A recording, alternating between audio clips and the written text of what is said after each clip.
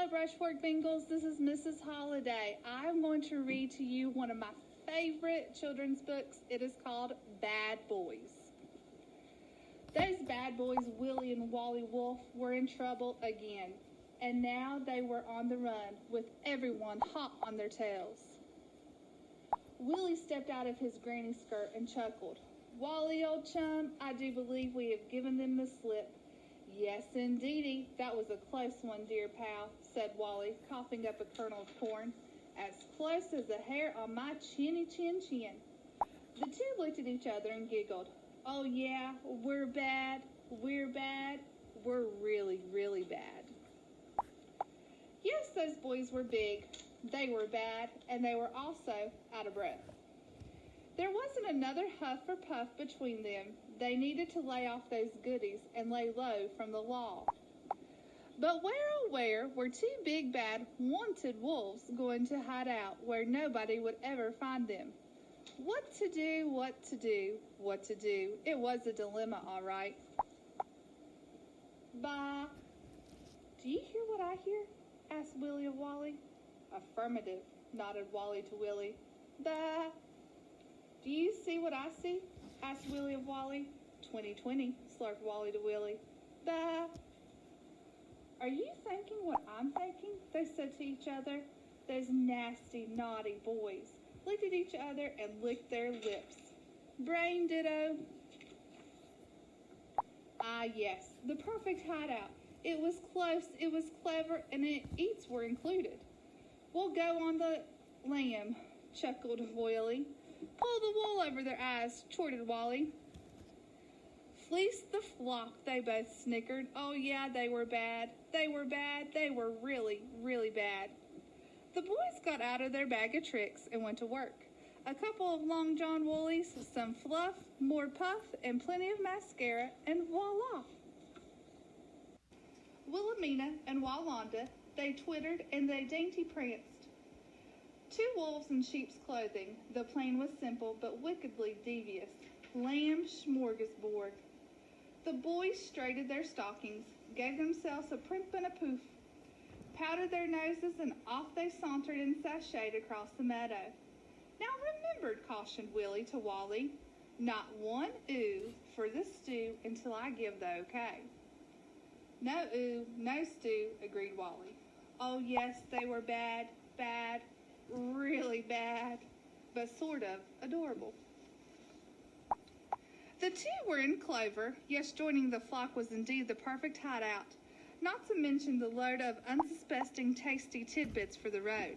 Unfortunately, that tidbit, that morsel, that just one lick of lamb was getting harder for Willie to resist. He just hated eating his greens. This tastes like grass, he said, choking on a bunch of lawn. Wally picked a blade from his front tooth. It is grass. Just eat it and smile. Willie gave a quick floss for hooving up the hill where a breakfast, lunch, and dinner he really could sink his teeth into. How do you do, ladies? I'm Betty Mudden, and these are my friends, Trudy Ooh and Meryl Sheep. Are you new to the flock? Willie batted his eyes coyly. Well, yes, he answered sweetly. I suppose you could call us two new oohs. I'm Wilhelmina, and this is my sister, Walanda. We're the Peep Sheep, added Wally. The Peep Sheep, said Betty Button, without missing a beat. You mean the Bo Peep Sheep? The missing Peep Sheep? Willie looked to Wally and gave a wink. Bah, of course. I'm sure you've heard of the story. We were lost, so lost, and nobody could find us. Absolutely, my dears, continued Wally. Tisk, tisk. I was a terrible thing, don't you know? They left us all alone. But looky here, now we've come. Wagging your tails behind us, finished Wally and wiggled a grin. Meryl Sheep sighed with relief. Thank goodness, you two are safe with us.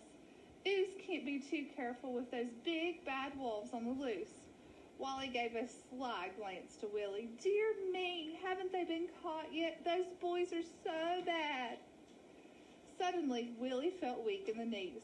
Just the thought of being that close to a leg of lamb dimmer after a diet of dried pasture had him swooning in a near faint. Wally fanned the flushed Willie. You know, girls, I'm scared sheepish myself, standing out here in the meadow. Wally added, perhaps we should all jump the fence. Yes, said Willie, as they come to, let's all jump. I say, why not live a little, while you've got the chance? The two young ooze were about to take the leap, but tough old Betty Mudden held her ground. Just a minute, she said, stepping back. I knew the peep sheep. I grazed with the peep sheep. I counted with the peep sheep. And you two don't leap like peep sheep. There's something very peculiar about you two ooze. Willie and Wally blinked. Trudy Ooze suddenly gasped, Why, Wallanda, what big eyes you have. Wally gulped. Well, all the better to see you ooze with. And Wilhelmina, said Meryl Sheep, staring. What big ears you have. Willie gulped.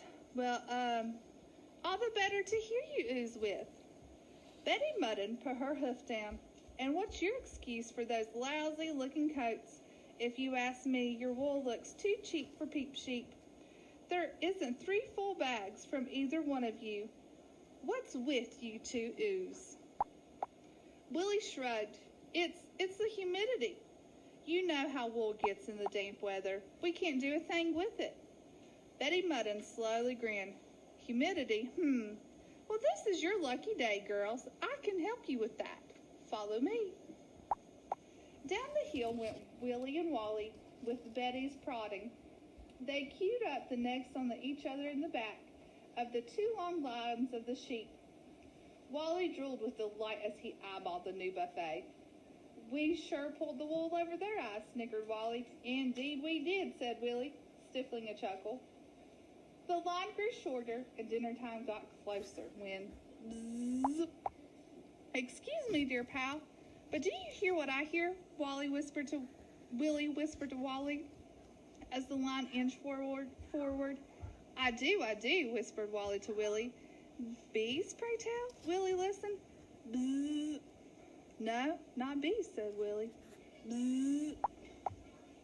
Mowers, perhaps, whispered Wally to Willie. Bzzz. No, not mowers, said Willie. Confound it, cried Wally. What is that annoying buzz? Bzzz. Next. Bzzz. Bzzz. Meryl Sheep giggled. Why, aren't you Wilhelmina? Trudy Ooh chuckled. And aren't you Wallanda? Of course they're not, butted in Betty with a hearty snort. They're those 2 nasty, naughty, naked, big, bad wolves. Willie shivered. Wally, old chum, I do believe we have been exposed. Wally blushed. Totally, dear pal. Oh me, oh my, totally. And the big bad wolves thought that they had big trouble with the pigs. So they headed for the hills. Of course, they were the only one thing those bad boys could do after such a close shave. Wait for their hair to grow back, which took a very long time. Those 2 were very bad haircuts. Oh yeah, they were bad, really, really bad. I hope you guys enjoyed this as much as I do. Bye, Brushfork.